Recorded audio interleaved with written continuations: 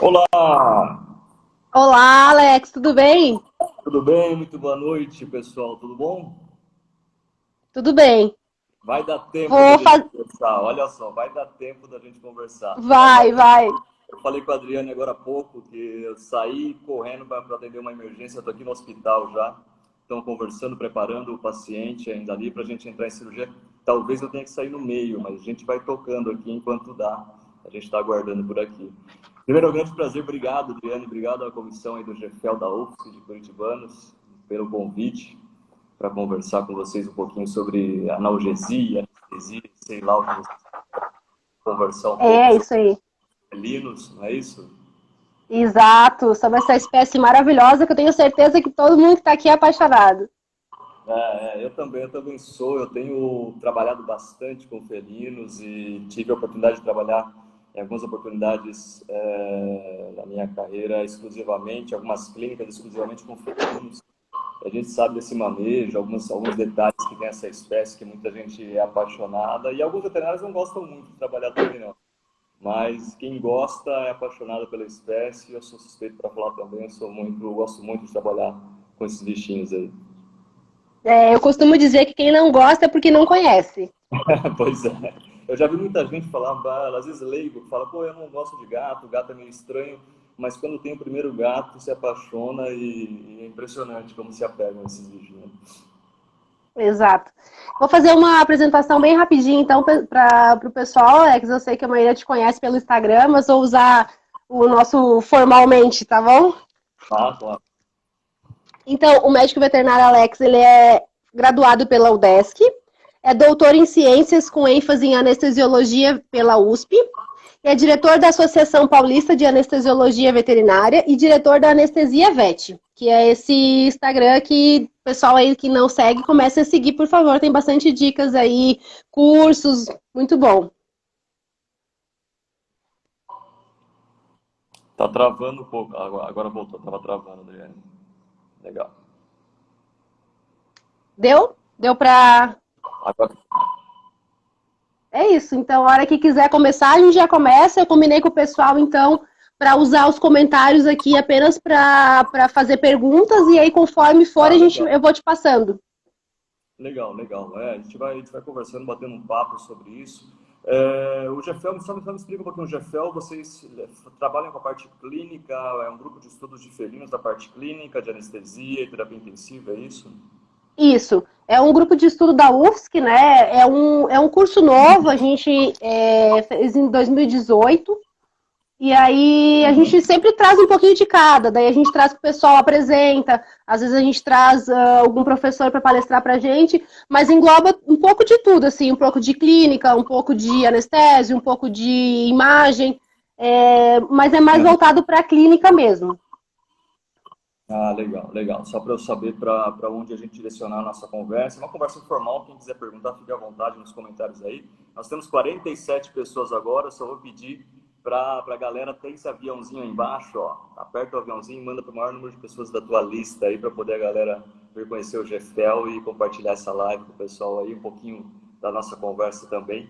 E falar sobre essa espécie, sobre a anestesia, a analgesia dessa espécie dos felinos, que tem algumas particularidades. Muita gente acha que gato é um cachorro pequeno, ou é um bicho qualquer, mas não, tem as suas particularidades.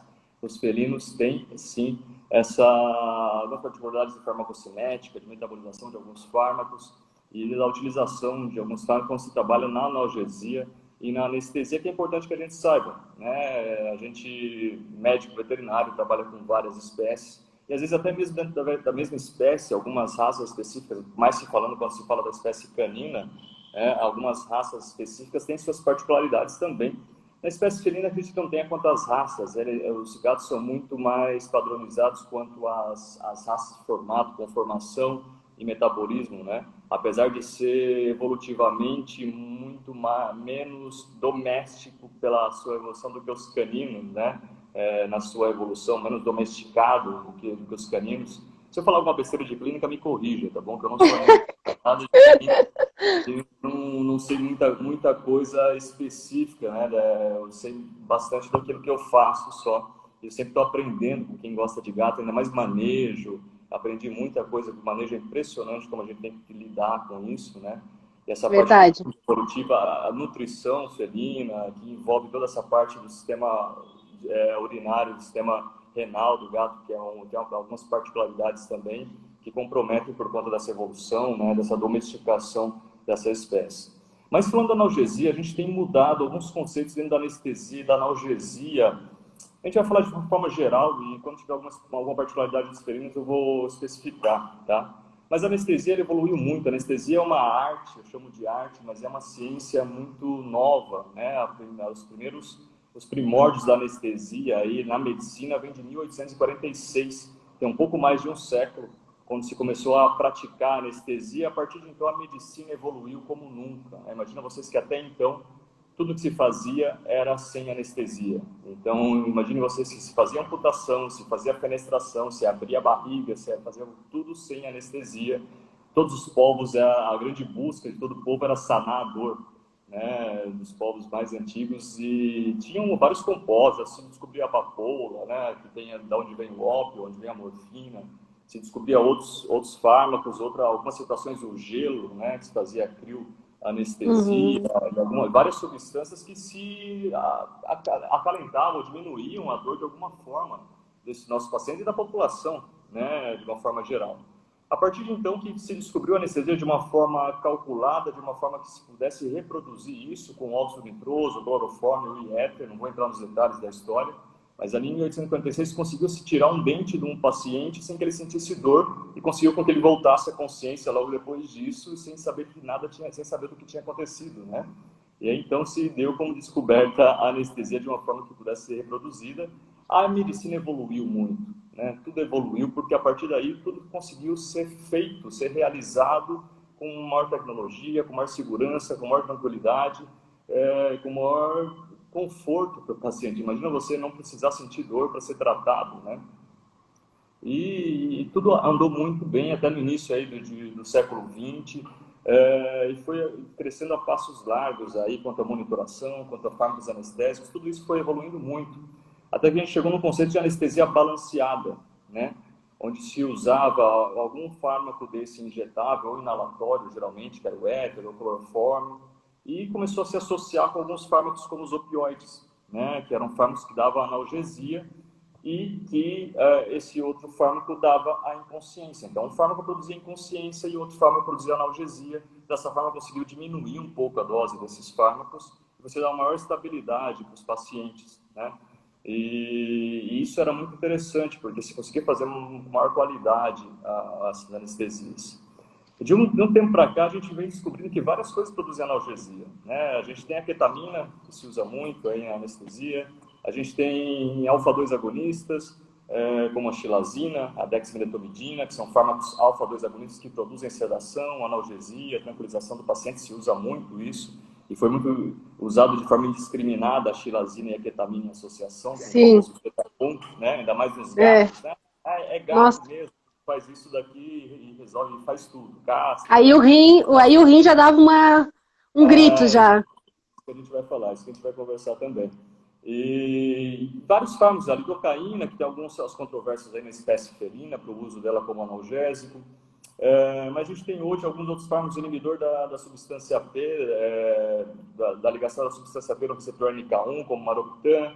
A gente tem sulfato de magnésio, a gente tem, enfim, várias substâncias que tem se provado que também produzem analgesia. Portanto, anti-inflamatórios não esteroidais, portanto, se tirou o peso das costas somente do opioide de produzir analgesia e conseguiu se fazer associação com vários, dividir esse peso nas costas dos vários outros fármacos analgésicos para se associar com esse outro fármaco hipnótico, seja ele qual for, injetável ou inalatório, para se poder fazer essa anestesia com qualidade, né? Essa analgesia e essa anestesia com qualidade. Isso a gente chama de conceito multimodal de anestesia. E é dessa forma que a gente tem trabalhado hoje, independente da espécie, a gente tem trabalhado da forma associando os vários fármacos na anestesia e como a base dessa anestesia, é importante falar isso, quando a gente fala de anestesia multimodal, a base dessa anestesia são os bloqueios regionais anestésicos. Então a gente está falando aí de bloqueio de neuroeixo, peridural, raquidiano, bloqueio de nervos periféricos, que é a maior tendência hoje de se ir mais para a periferia, saindo desse neuroeixo de anestesia. Então, bloqueio de nervo ciático, femoral, plexo braquial, os bloqueios de cabeça, né? E os bloqueios interfaciais, né? Que se faz a injeção de anestésico entre uma fáscia e outra, onde você provoca uma dispersão e se irriga os vários ramos nervosos, produzindo anestesia em uma região maior, como o eretor da espinha, alguns outros tipos de bloqueio desse tipo, onde até a possibilidade de introdução de catéter para você fazer a manutenção dessa anestesia, essa analgesia pós-operatória. Enfim, existem muitas coisas acontecendo na anestesia. A gente tem passado por uma evolução muito grande dessa anestesia, que se falava então, a anestesia tem que ser anestesia inalatória, né? Não existe mais nada além disso, essa é a melhor forma. Ou se tinha anestesia, o pessoal falava anestesia comum ou inalatória, né? O que é comum e inalatória, né? Então, é muito complexo a gente falar isso comum, que a gente não pode negar, o que é imprescindível, o que é importante, que a gente tem tecnologia, a gente tem capacitação e a gente tem profissional capacitado. Não interessa a técnica, interessa que tenha alguém capacitado para executá-la, para dar o melhor conforto, segurança, analgesia, tranquilidade para o paciente e para a equipe. Dessa forma, a gente valoriza muito mais a nossa classe, a gente valoriza muito mais aquilo que a gente faz e a gente dá uma maior qualidade de trabalho para os pacientes que a gente trabalha, né? Mas falando do felino geriatra, que eu acho que é um foco da nossa conversa também, a analgesia multimodal no felino geriatra, que a gente tinha tratado, né? O paciente geriatra tem algumas alterações de sistemas que vão fazer algumas alterações também no que diz respeito a esses protocolos que a gente vai utilizar, em se tratando principalmente de doses e se tratando principalmente das comorbidades que podem acontecer. Eu vou falar de uma forma mais genérica, mas a gente sabe que o paciente geriatra ele pode ser acometido aí por patologias cardiovasculares, né? Ainda mais no felino também tem algumas questões do sistema cardiovascular. Sistema renal, foi o que eu falei, que eu acredito, e eu ainda vou conversar com alguém sobre isso, que algumas alterações do sistema renal podem ser causadas por conta de uma anestesia mal executada aí no início da idade desses pacientes, visto que eu raramente vejo um felino idoso que não tenha sido castrado, porque por conta da convivência doméstica é muito difícil você manter um próprio felino de 15 anos, que é uma idade avançada, de uma forma inteira sem que tenha sofrido a castração, né? Tanto o felino, ainda mais o macho. Eu nunca vi um gato macho de 15 anos de idade. Então, eu não sei... A urina, né? A urina incomoda muito os tutores, porque o gato não castrado tem um cheiro muito forte.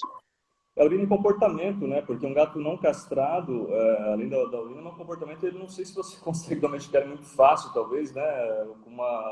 Com treinamento, mas é um gato que ele tem um instinto, o gato ele tem um instinto natural de a caça e instinto sexual também, muito diferente. Não sei se muito diferente do cão, né? Eu não sei como dizer, mas eu acho difícil você manter um gato em apartamento, num convívio doméstico, porque a fêmea ela entra no cio diferente a fêmea felina entra no cio diferente da fêmea canina, a gente sabe do ciclo estral, e incomoda, porque, né, aquele alvoroço todo, e os machos também, eles se sentem perturbados de ficar dentro do apartamento, onde maior convivência, né?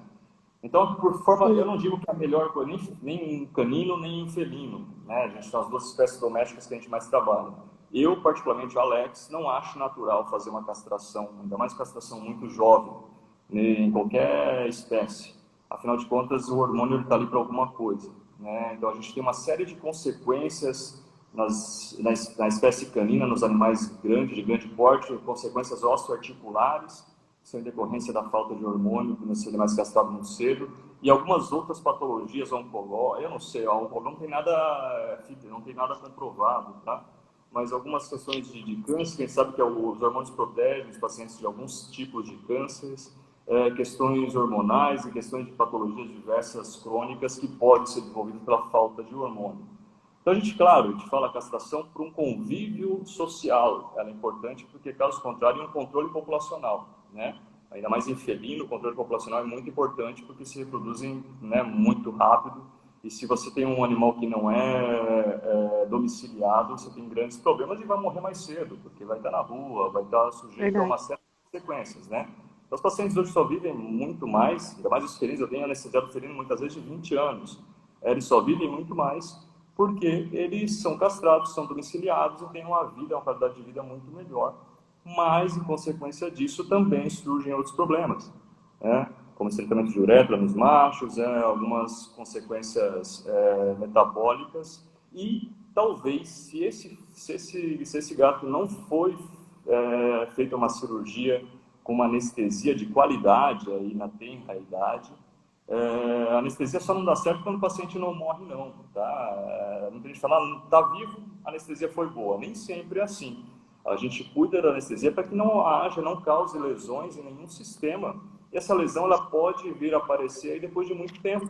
Então, imagina o sistema renal. O sistema renal só vai ser alterado, ou só vou ter um aumento de creatinina e de ureia, desses marcadores renais, quando eu tenho mais de 70%, 80% do parênquima renal acometido, né? Não funcional. Então, se eu tenho uma anestesia mal feita, onde eu produzo uma hipotensão, um baixo débito cardíaco, que faça lesão em 30% a 40% desse sistema renal, ele só vai aparecer depois de 5, 6, 7 anos, onde naturalmente a morte dessas células vai acontecendo, e aí ele vai adiantar aí, em 5, 10 anos, talvez, essa consequência toda. Então, essa consequência de um protocolo, do procedimento anestésico mal executado, ele não acontece imediatamente depois do protocolo, né, do procedimento. Mas sim pode acontecer 2, 3, 5 anos depois do procedimento anestésico. Talvez os gatos e as gatas que têm tanta patologia renal, que eu vejo tanta nefropatia, pode ser por conta disso. A gente sabe que tem a questão da alimentação, da fornecimento de água, né? Que é alimentação seca, que na natureza eles praticamente não bebem água, e a água vem da caça, né? Da alimentação. Tudo isso, né, somado, pode levar a esse tipo de situação. Então não tem nada comprovado, então isso é uma das operações que a gente pode observar na espécie, né? Tenho uma pergunta aqui, Alex, quer que eu faça agora ou faça no final? Pode fazer, pode fazer. A Tati, ela fala assim, nunca tinha ouvido falar do sulfato de magnésio para analgesia visceral, em cirurgia, né? Achei interessante, se puder explicar melhor. Legal. Olha só, Tati, sulfato de magnésio, existem vários trabalhos na medicina, não é nada novo, tá? O sulfato de magnésio ele é comprovado como um íon que produz pela sua capacidade de modular canal de cálcio e pelo seu efeito antagonizando o receptor NMDA, no sistema nervoso central, ele produz efeito analgésico. Os primeiros trabalhos são de 1916, do início do século passado, na espécie humana e na espécie canina, tá? Então, ele tem esse potencial analgésico, porém, a gente tem alguns trabalhos na espécie canina mostrando sim esse potencial de redução de cã e principalmente de redução de doses de resgate de analgésico pós-operatório. Porém, na espécie felina eu não conheço trabalho nenhum, tá, na literatura que mostre essa eficiência. Pode ser sim que ele tenha essa eficiência na espécie felina também, mas eu particularmente não conheço, especificamente na espécie felina, trabalho que está mostrando a evidência do sulfato de magnésio ser realmente usual e produzir essa analgesia também. Eu acredito que tenha, mas eu não posso te afirmar porque não tem nenhum trabalho na literatura, tá? Mas o sulfato de magnésio na medicina é utilizado nesse protocolo multimodal que eu falei para vocês no início, é utilizado muito na medicina e na medicina veterinária também tem sido introduzido para utilizar dessa forma. Já que está ali a pergunta, deixa eu ver a outra aqui embaixo. O Covid vai nos ajudar a nos reinventar nas nossas anestesias, assim como está fazendo com o mundo? Com certeza, cara. Isso que eu estou te falando desse protocolo multimodal, isso vai muito de encontro com isso também. Eu estava conversando hoje aqui com os colegas do hospital nosso aqui, que houve uma falha nas compras aqui e acabou o Propofol, como acabou no mundo todo, né? Não fizeram estoque e realmente acabou o Propofol. Houve um excesso de uso no mundo por conta das sedações, da história da pandemia. Todo paciente acometido pelo Covid-19, para quem não está ligado, né, por que está acontecendo isso, geralmente os pacientes vão precisar de respirador mecânico, de ventilação mecânica e vão ter que ser sedados ou anestesiados. Então, muito dos fármacos que se utiliza para isso, principalmente são bloqueadores neuromusculares, benzodiazepínicos, como o midazolam e o diazepam, e os opioides de alta potência, como fentanil, remifentanil, sulfentanil, pode ser utilizado na situação, e até o propofol, em algum último caso, pode ser utilizado também. Com tudo isso, a gente acabou o estoque do mundo. Acabou o estoque do mundo e no Brasil ainda tem algumas questões comerciais de produção, que torna algumas questões políticas e comerciais que têm acontecido aí também, simplesmente não tem. Não tem, e quando tem é um preço absurdo. Então, a gente tirar, entender essa forma de analgesia, que eu estou falando, onde a analgesia pode ser feita não só pelo opioide, que a gente não tem hoje, já tem alguns opioides, metadona, morfina, tramadol, isso continua sendo normal, mas vários deles não. Entendendo essa forma de analgesia multimodal, a gente acaba tirando a carga de cima de um só fármaco, né? Era opioide hipnótico, opioide hipnótico. Você consegue usar uma dose muito menor dos hipnóticos e substituir os opioides por uma analgesia um pouco mais linear, onde em vários momentos dessa fisiologia da dor, da transdução, transmissão, modulação e nocicepção, que vocês devem ter visto lá na aula de fisiologia já. Então, a gente tem que entender onde cada fármaco atua, poder fazer essa analgesia multimodal e entender isso melhor. Então, os alunos meus aqui, a Juliana, o Betiol, o pessoal do curso Anestesia VET Pro 1.0, a Daniela também. Aliás, a gente está logo aí, a gente tem um treinamento Anestesia VET Pro 1.0, logo a gente vai lançar outra turma por aí. Essa semana, aproveitando fazer o meu merchan já, essa semana tem a semana a semana que está com 4 lives sobre monitoração anestésica. Terça, quarta, quinta e sexta, lá na Anestesia VET, vai lá e curte. A gente está com algumas lives sobre monitoração. E semana que vem começa a nossa maratona da monitoração anestésica, onde a gente vai falar sobre 3 temas muito legais. É só você ir lá no link da bio, da Anestesia VET, para poder assistir isso daí. Vamos sim. Tem mais uma pergunta aqui do Raf. Já existe comprovação do Maroptan para analgesia? Isso. Maroptan. É uma grande conversa. E, cara, tem trabalho que fala que sim, trabalho que fala que não. Tá? A gente usa ele, o efeito primordial do Maroptan é o efeito antiemético aí, que ele tem se ligando esse receptor NK1, mas também se observa que ele faz a inibição dessa cooptação da substância P nesse receptor NK1, produzindo um certo grau de analgesia. Tem alguns trabalhos que mostram a redução da CAM, da concentração alveolar mínima do sevoflurano no transanestésico, e diminuição da infusão, quando se faz anestesia intravenosa, do propofol, que é o fármaco hipnótico. Então, os trabalhos mostram essa ação analgésica, mas ainda existem controvérsias. Existem controvérsias a respeito dessa atuação. Ele é um ótimo fármaco utilizado aí como antiemético, isso sim é comprovado, tá? O que está falando? Melhor reunir todas as perguntas? Não, a gente vai conversando aqui, Duda, não esquenta não. A Duda do GFEL, não? Não, acho que não. Acho que talvez ela não pegou o começo da live, que foi que a gente passou a informação que ia ser feita assim, né? Uhum. Sobre a redução do uso de opioides também, estão pedindo para falar um pouquinho. Foi a questão que eu falei sobre a questão por que tem se utilizado, né? A redução do uso, primeiro, a gente está sendo obrigado a reduzir o uso de opioides porque não tem, né? Alguns deles agora por conta da situação de saúde pública que a gente tem vivido no mundo. E a grande vantagem, os opioides são de todo um bom, né? Ele foi ótimo quando foi introduzido pela analgesia, dentro desse protocolo de anestesia, porém ele causa alguns efeitos indesejados, né, no nosso paciente, como efeito em trato gastrointestinal, onde tem essa paralisia do trato gastrointestinal, ele pode provocar vômito, emese, isso pode fazer de uma certa forma também, sabendo que o trato gastrointestinal é ligado muito à imunidade do paciente, pode já fazer uma imunomodulação desse nosso paciente. Alguns trabalhos especulam muito essa ação do opioide, dessa questão de imunomodulação, imunossupressão, falando até que pode aumentar o número de metástases em paciente oncológico. Eu acho isso muita especulação ainda na medicina, não existe comprovação quanto a isso. Mas existem alguns trabalhos in vitro mostrando isso, e alguns outros dependem do tipo do opioide também. Assim como também o paciente sentir dor aumenta o número de metástases, porque aumenta o corticoide circulante, aumenta a catecolamina circulante, também não é bom, em se falando do paciente oncológico. Então tem que ser tratado com muito cuidado essa questão dos opioides e o paciente oncológico, né? Mas, além disso tudo, dessa questão de imunomodulação que ele pode fazer, de questão do trato gastrointestinal, existe uma consequência, uma questão social muito importante dos opioides, onde nos Estados Unidos, antes de se falar sobre a pandemia, o coronavírus, o que se falava era a crise de opioides.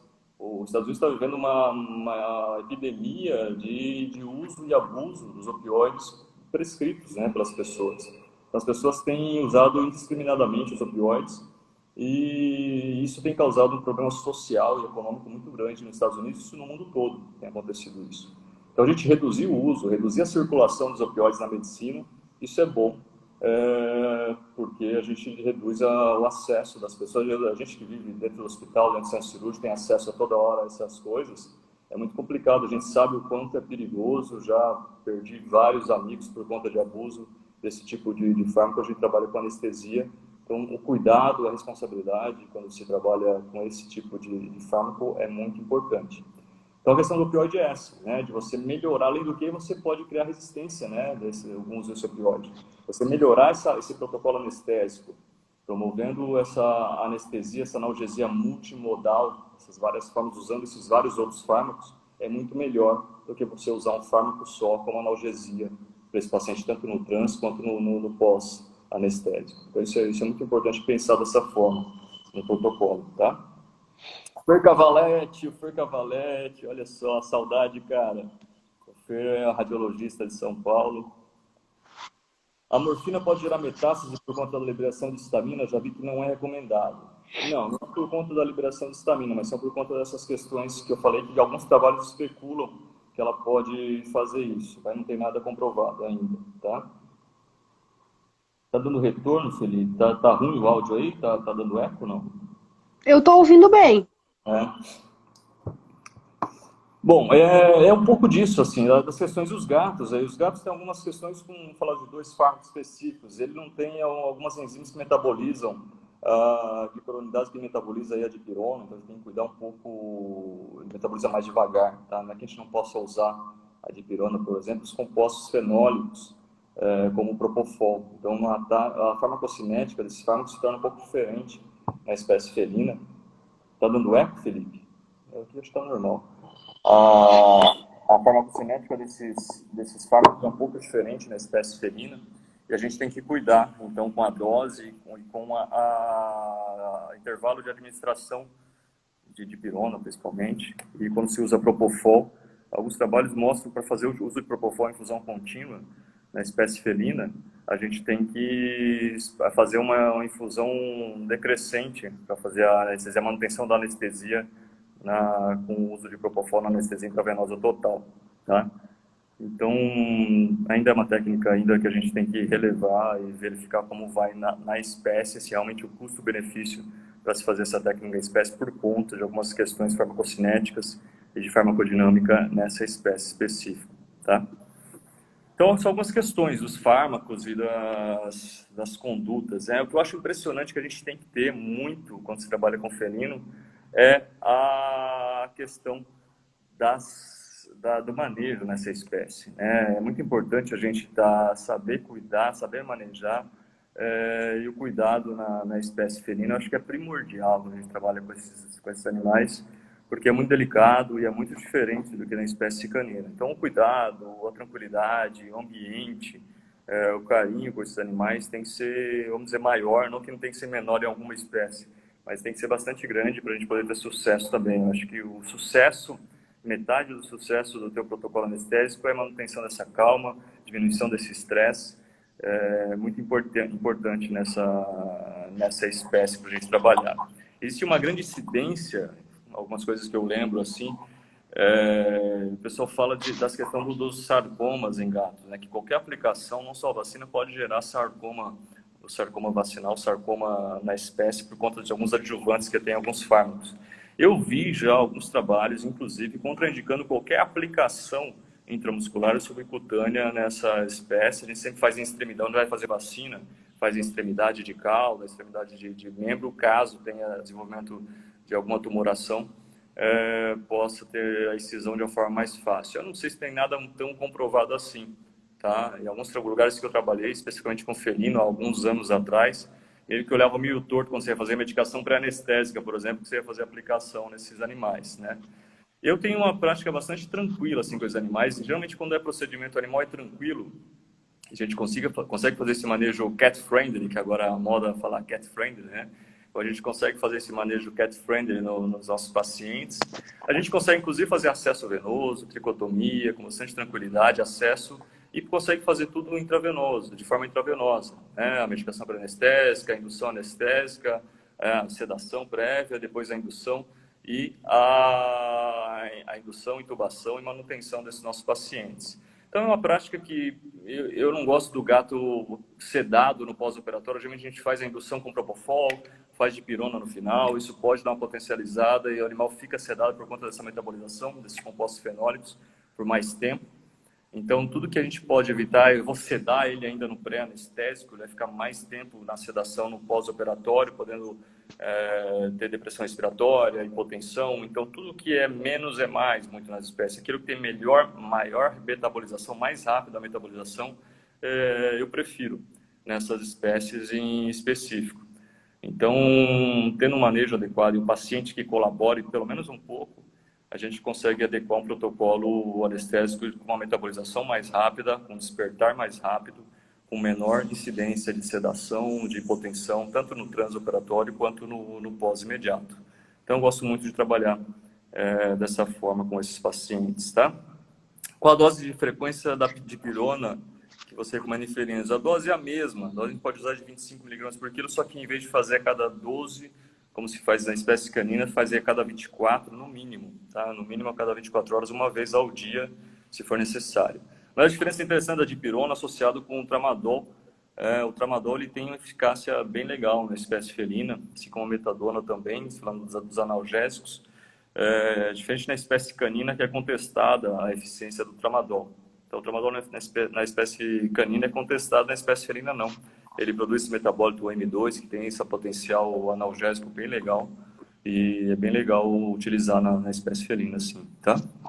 Alex, o Felipe tinha pedido para te falar um pouquinho sobre a desmedetomidina em felinos, o quanto ela é indicada nessa espécie. A dexmedetomidina. A dexmedetomidina é um fármaco bem legal, um alfa-2 agonista, relativamente recente no mercado brasileiro.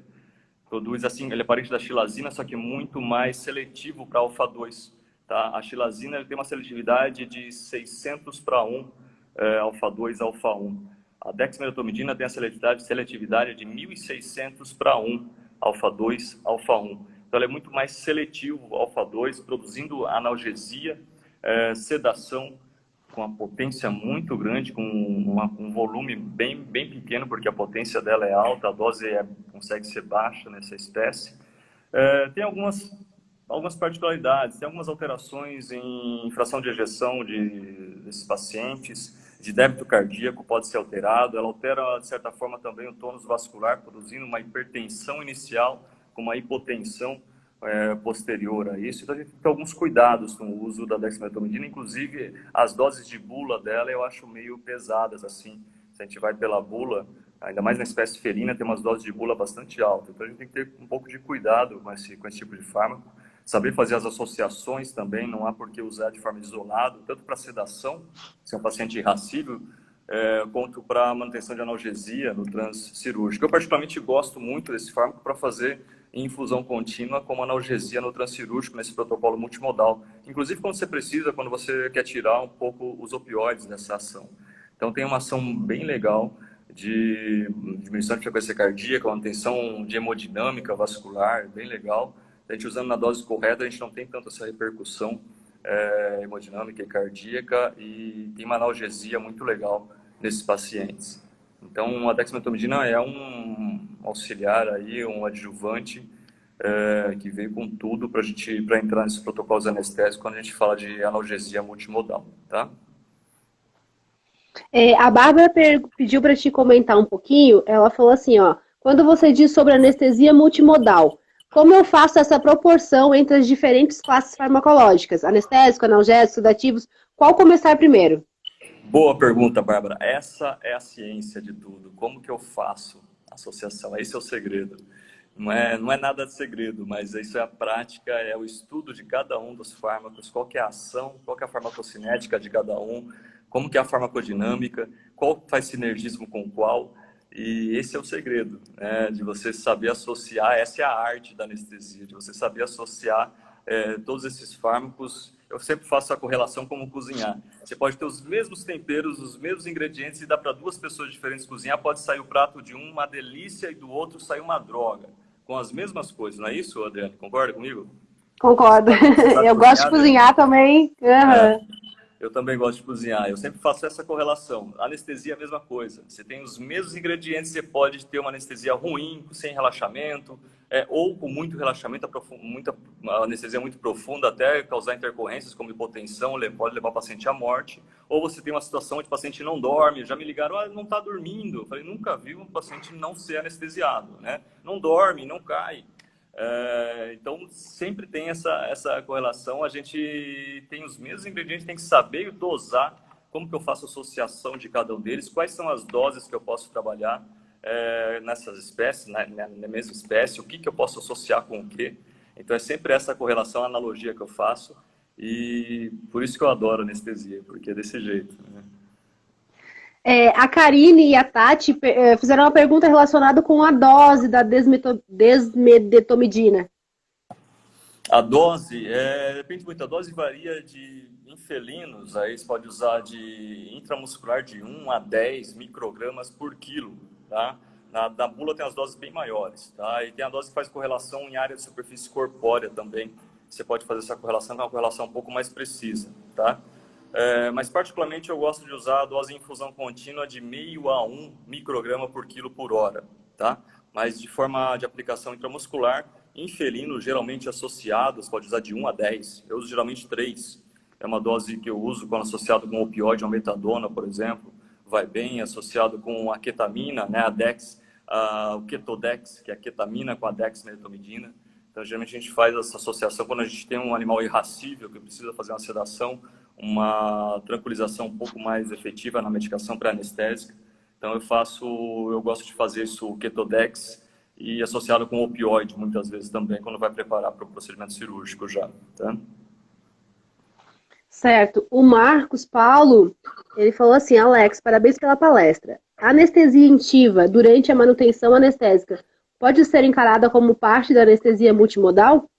Claro, a manutenção com anestésicos intravenosos é um protocolo multimodal, porque você não usa só o anestésico intravenoso, o hipnótico, o Propofol, né? Para fazer a utilização, você tem que fazer a utilização de vários outros fármacos para produzir analgesia também. Eu particularmente gosto muito do protocolo de anestésico da parcialmente intravenosa, onde a gente usa fármacos adjuvantes, eu posso usar o Propofol também ou não, associado com algum fármaco inalatório também, algum agente inalatório, como o isoflurano, o sevoflurano, para fazer associação nesse protocolo anestésico. Eu gosto bastante, eu pratico bastante esse tipo de anestesia. Eu acho que é muito mais condizente com aquilo que a gente tem na literatura. Certo. Perguntas eram isso por enquanto. Se quiser continuar. Não, eu acho que também um pouco sobre o assunto, é um pouco isso também, né? Dessa história, um pouco da forma como a gente atua na analgesia. E fora isso, a gente tem os protocolos de analgesia na clínica, ou os pacientes com dor crônica, ou analgesia pós-operatória, onde a gente pode trabalhar de várias formas e a gente tem que introduzir alguns outros medicamentos também na nossa prática, nessa anestesia, nessa analgesia. A gente tem visto aí, ainda mais lidando com esse manejo dos felinos também, a questão de alguns gabapentinoides para fazer o manejo desses pacientes no prévio à consulta, né? Alguns pacientes usando o gabapentina ou pré-gabalina. Então, esses pacientes irracíveis, muitas vezes, o paciente felino para sair de casa é complicado, muitas vezes, né? Então, eles têm utilizado isso para o manejo pré-consulta, essa utilização, e esses fármacos também podem ser utilizados no controle de dor crônica desses pacientes, para o pós-operatório, pacientes que têm acometimentos osteoarticulares ou têm algum acometimento que necessite essa analgesia de forma contínua e permanente, né? Então, uma associação desses fármacos tem sido utilizado junto nesse protocolo. Todos esses que eu falei, que a gente usa no transanestésico, substituindo só os opioides, né? Colocando os vários outros protocolos, incluindo também a amitriptilina, gabapentina, enfim, alguns outros fármacos que muitas vezes é deixado um pouco de lado, mas tem uma eficiência muito grande para utilizar nesse protocolo de dor crônica desses pacientes, tá? Deixa eu te fazer uma pergunta, então, aqui. Vale. Que me surgiu agora que a gente estava falando de contenção e tal. O que tu indica? Qual que é a tua conduta com relação a um animal bem agressivo, assim, que tu precisa anestesiar ele, mas até o fato de pegar para fazer atrico, para colocar, é complicado. Então, o que tu faz pro primeiro, assim? Claro, a primeira coisa é a gente não aumentar a liberação de catecolamina, o estresse desse paciente. Então, uma anestesia bem executada é muito melhor do que você tentar de alguma outra forma, aumentando essa liberação de catecolamina, o que é deletério para todo o sistema. Você causa hipertensão, você causa sensibilização desse paciente pela catecolamina, a anestesia fica muito ruim depois, quando você tem esse estresse muito grande. Então, esse manejo, é a questão do manejo que eu falo, esse manejo cat-friendly, nem precisa ser um cat-friendly, mas o manejo da espécie felina, conhecendo a espécie felina, sabendo que a tranquilização do ambiente, o uso de algumas alternativas é importante e um protocolo efetivo, onde eu tenho realmente, se eu preciso, a dissociação desse paciente, ketamina pode entrar muitas vezes no protocolo, respondendo a Tati aí também. A ketamina pela via oral, eu não vejo muito porquê, muita gente usa pela via intramuscular, a gente consegue fazer acesso de várias formas. Se o paciente está em caixa de transporte, a gente consegue fazer a injeção. Pela via oral, ele saliva, é horrível, você tem que ficar esguichando, gastando e perdendo, cai na boca, no olho, cai em todo lugar quando você vai fazer dessa forma. É um tanto quanto complexo fazer desse jeito, tá? Então, eu prefiro fazer intramuscular com protocolos, muitas vezes com a dexmedetomidina entra na situação também, junto com o opioide, você consegue fazer a dissociação desse paciente, a tranquilização, e já partindo aí para o preparo para o centro cirúrgico, e aí sim se faz a canulação venosa e a venóclise e indução anestésica, aí acabou. Aí é um procedimento como qualquer outro, né? Então, essa situação é importante a gente ter esse manejo nessas situações, tá? Quando tem esse paciente irascível, que é bastante comum na espécie felina, paciente desse jeito, tá? Sim. O Edson perguntou aqui, uma perguntinha mais sobre TIVA. Tá? O pessoal adora colocar lenha na fogueira. TIVA e compartimentação em felinos, o qual tem uma biotransformação diferenciada.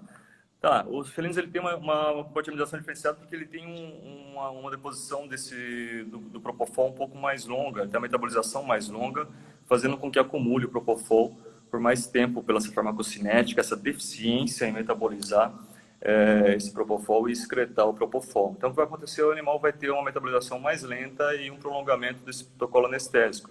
O que se faz são alguns protocolos, quando se quer utilizar ativa, alguns protocolos de infusão decrescente do propofol. Se diminui um pouco essa incidência de deposição, aí você controla um pouco essa questão da recuperação do felino quando se faz a infusão, tá? Se você quer fazer dessa forma, tá? Tem aqui que a Bárbara, professor, iremos sair como recém-formados e provavelmente iremos enfrentar situações de anestesia. Alguma dica de como proceder de maneira mais segura? Conhecendo essas questões farmacológicas, né? Não tem outra saída. Eu sei que todo mundo sai da faculdade com bastante insegurança, né? Em várias áreas, não só na anestesia, mas na clínica, né? De como lidar. Eu acho que nada supera o estudo, o conhecimento. E não adianta falar um protocolo X para você usar em qualquer situação. Isso não existe, tá? Isso não vai existir. A gente tem que conhecer isso que eu falo. Como que eu sei cada dose que eu faço para a infusão dos adjuvantes todos juntos? Você tem que saber como funciona cada um dos fármacos, né? O que eu posso associar com... Foi a história da cozinha, de cozinhar que eu falei, né? Que a gente pode fazer uma coisa muito legal, uma coisa muito ruim. A gente tem que conhecer quanto tempo cada coisa demora para cozinhar, o que fica bom com o que, quanto de pimenta que eu coloco para não ficar tão ruim, o quanto que eu gosto de pimenta para colocar ali. Então, tudo isso faz parte dentro da anestesia também, né? A gente tem que entender um pouquinho de cada um dos fármacos, a ação. Isso é prática. Então, procure um bom estágio, procure alguém para acompanhar, um bom mentor que te ajude. Hoje a gente tem acesso online aqui, tá todo mundo falando toda hora muita coisa. Isso daqui não é faculdade que a gente está fazendo aqui, não, tá? Isso daqui é informação, não é formação. Mas isso daqui é informação que eu falei, a dexmedetomidina pode usar em gato na dose tal. Vai procurar se eu estou falando a verdade. O propofol não metaboliza direito no gato. Vai procurar se eu estou falando a verdade. Né? Não acreditem em tudo que vocês veem, que escutam por aqui, mas levem isso daqui como informação para acender a luzinha para vocês e vocês irem atrás de se informar um pouco melhor nisso tudo aqui, tá? Tem mais uma pergunta, né, da Lânia Cardoso. Cada vez mais vemos gatinhos bem idosos, de 15 anos ou mais, em muitas famílias, muitas vezes com alterações cardíacas, entre outras. Quais os cuidados a serem tomados na anestesia? Bom, primeiro a gente tem que fazer a avaliação. A gente tem uma situação que é a hipertrofia felina, que miocardite hipertrófica felina, cardiomiopatia hipertrófica felina, que acomete alguns pacientes, não muito paciente idoso, mas paciente um pouco mais jovem pode ser acometido, sim. A gente tem que ter alguns cuidados, sim, durante a anestesia, no que diz respeito à contratilidade cardíaca. Esse paciente ele acaba perdendo a quantidade de sangue, falando de uma forma mais simples, a quantidade de sangue que sai no débito cardíaco, porque tem uma hipertrofia desse ventrículo esquerdo e a quantidade de sangue que caberia dentro dele é menor, né? E tem algumas alterações que podem acontecer com relação à contratilidade, em relação ao esforço cardíaco, em relação à isquemia que pode acontecer, e tônus vascular e até irrigação desse miocárdio pelas coronárias, que pode ser obstruído, né? Então, algumas alterações é importante a gente avaliar com ecocardiograma para poder adequar um protocolo de forma mais precisa nessa espécie, sem comprometer tanto a hemodinâmica desse paciente, né? Então, a gente tem que avaliar para saber qual que é o melhor protocolo que eu vou fazer para poder adequar para esse paciente. Se a pergunta da Inaê, né? Isso, se o paciente vai para consulta com gabapentina e mesmo assim ainda não permite manipulação, é contraindicada a sedação ou a GABA não interfere. Se precisar sedar para poder manipular ou poder fazer algum procedimento, você pode. Ela vai interferir, sim. Ela vai potencializar os outros fármacos que você vai fazer, o fármaco sedativo que você vai fazer. Por isso, sabendo, você tem que reduzir a dose dos outros fármacos, porque você vai ter uma maior sedação, você vai ter um sinergismo entre os fármacos, tá? Mas isso é sabido e você vai tateando com essa dose aí, tá? Eu acho que de pergunta é isso. Eu acho que era isso, Adriane. Era um pouco do que eu tinha para trazer para vocês, para conversar. E eu acho que a galera pode me procurar para conversa, para trocar experiência. Lá no Anestesia Vet, fique à vontade para curtir lá e curtir com a gente o que for preciso ali de anestesia. Então é isso, Alex. Em nome do GFEL, eu queria te agradecer muito, agradecer de coração por ter disponibilizado esse tempo para a gente, mesmo, né, no meio da emergência, aí, mesmo no meio da correria, tu tá aqui com a gente nesse momento. Tá bem, valeu, muito obrigado, agradeço muitíssimo aí a parceria do GFEL. Eu estou em Santa Catarina também agora, me mudei para cá há algum tempo, sou quase um catarinense agora, e é um prazer estar com vocês aqui, podendo participar um pouquinho da formação de vocês, e contem comigo no que precisar aí. Muito obrigada, viu? Valeu, um abraço, galera. Um abraço, boa noite. Tchau, boa noite. Pessoal, só vou dar uns recadinhos aqui, fiquem aqui conosco.